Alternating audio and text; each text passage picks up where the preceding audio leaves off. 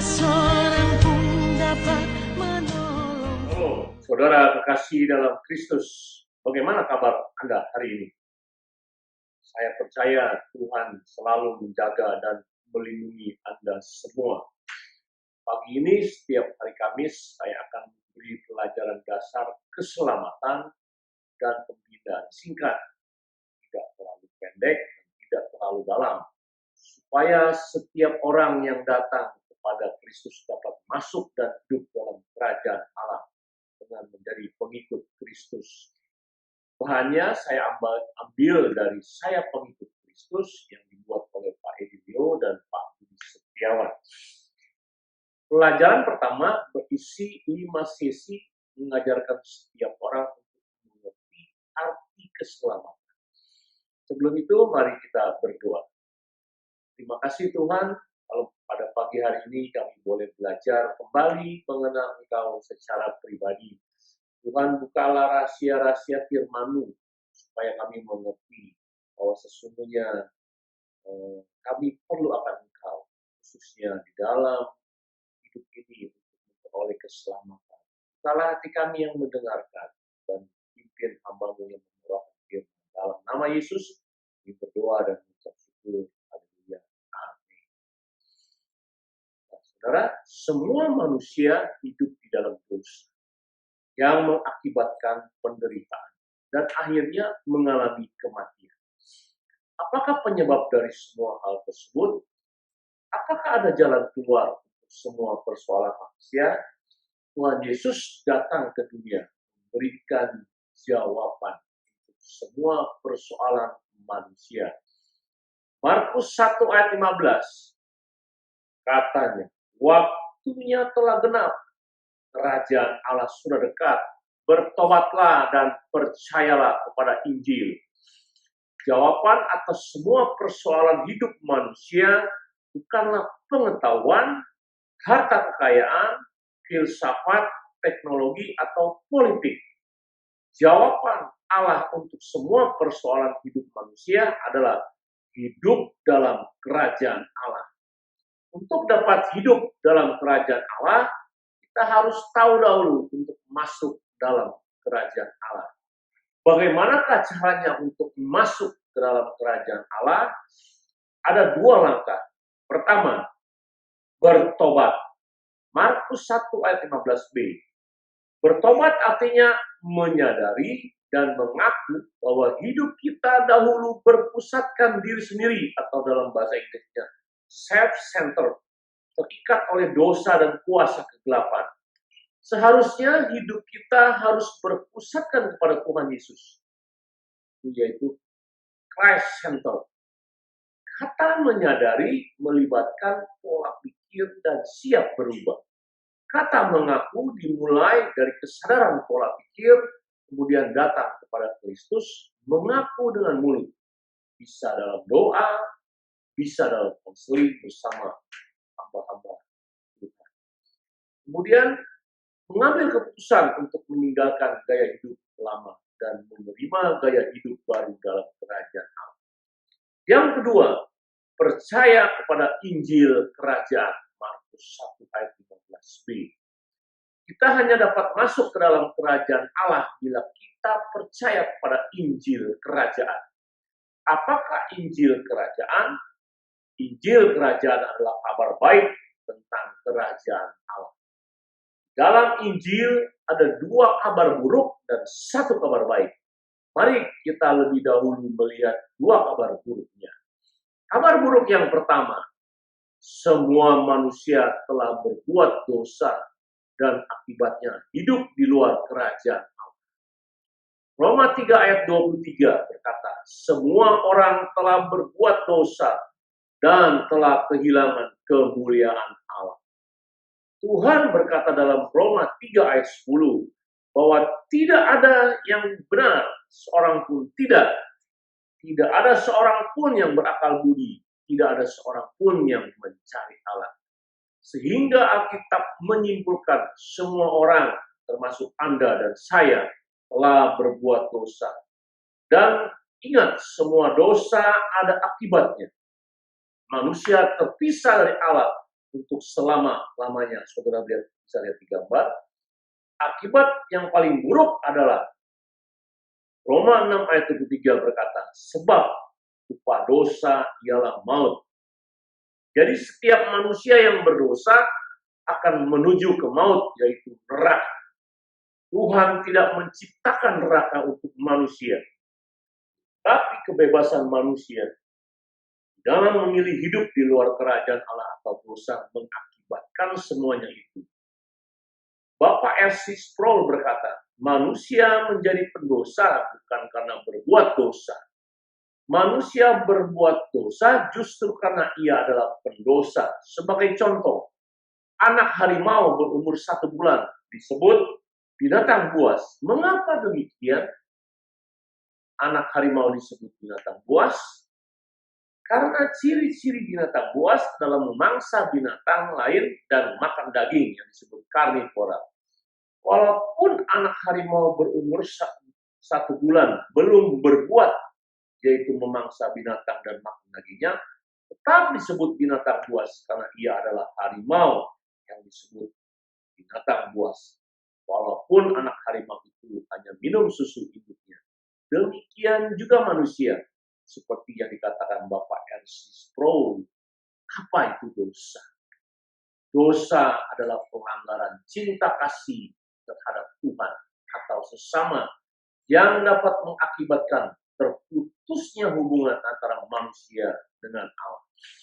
Utamanya, dosa disebabkan karena manusia mencintai dirinya sendiri atau hal-hal lain sedemikian rupa sehingga menjauhkan diri dari cinta terhadap Allah. Dosa juga dipandang sebagai perbuatan yang tidak sesuai dengan kehendak Tuhan, baik itu melalui pikiran, perkataan, dan perbuatan manusia. Tuhan tidak menciptakan manusia untuk berbuat dosa, melainkan untuk mengikuti, itu taat pada rencananya. Kabar buruk yang kedua, usaha manusia untuk masuk surga sia-sia. Efesus 2 ayat 8 berkata, sebab karena kasih karunia kamu diselamatkan oleh iman.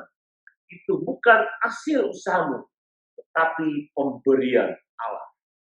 Karena manusia diberikan akal budi atau kepandaian oleh Tuhan, maka manusia mencari jalan keluar dengan usahanya sendiri. Pertama, manusia cari jalan keluar melalui agama. Manusia percaya lewat agama mereka bisa masuk surga. Ternyata tidak. Mengapa? Karena agama hanya mengajarkan manusia jalan untuk mendapat hidup yang baik. Kata agama berasal dari kata a dan gama. A berarti tidak, gama kacau. Agama artinya tidak kacau. Jadi agama mengajarkan untuk hidup berdampingan dengan sesama, Tuhan, dan alam ciptaan supaya terjadi tidak kacau. Tapi pertanyaan, apakah manusia bisa melakukan semua itu dengan sempurna? Kedua, manusia lewat pengetahuan. Inti dari pengetahuan supaya manusia tahu segala sesuatu untuk bisa mencapai surga. Manusia membuat pesawat ke angkasa untuk menyelidiki apa ada surga di sana.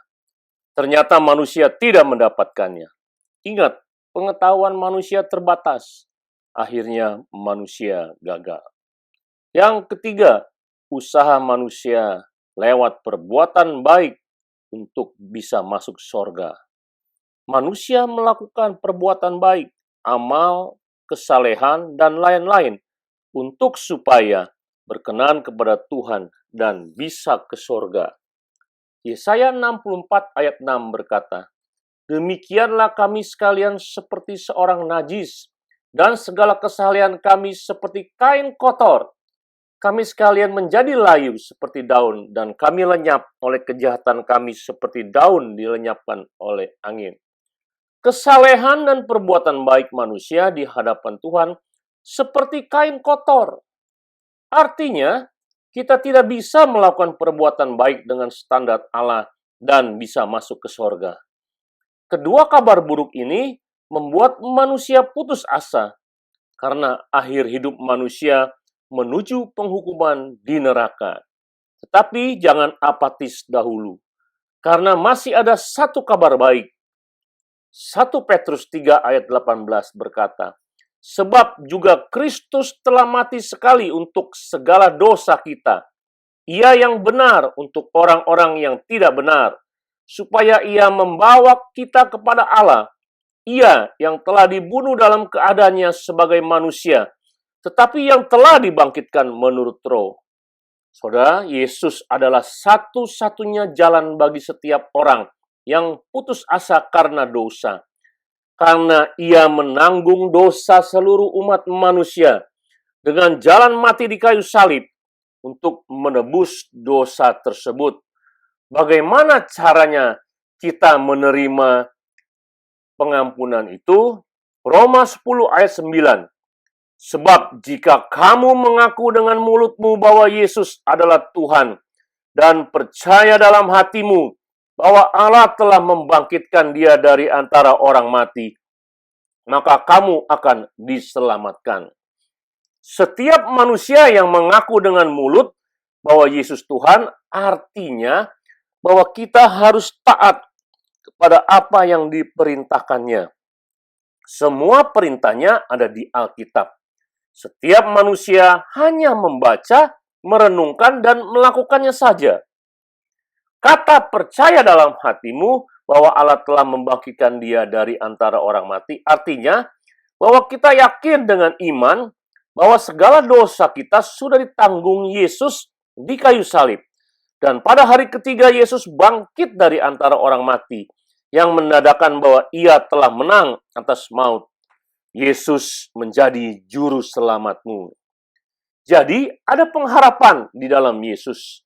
Manusia tidak lagi berakhir di neraka karena dosa. Karena ada Yesus yang menanggungnya. Setiap manusia yang percaya kepadanya beroleh hidup kekal di sorga. Kemudian setelah manusia dapat masuk ke dalam kerajaan Allah melalui Yesus, setiap manusia harus hidup dalam peraturan kerajaan Allah di muka bumi ini. Kita tidak menerima hidup kekal karena perbuatan baik, tetapi karena anugerah oleh iman kepada Injil Kerajaan dan melalui pertobatan dari Efesus 2 ayat 8-9 dan Markus 1 ayat 15.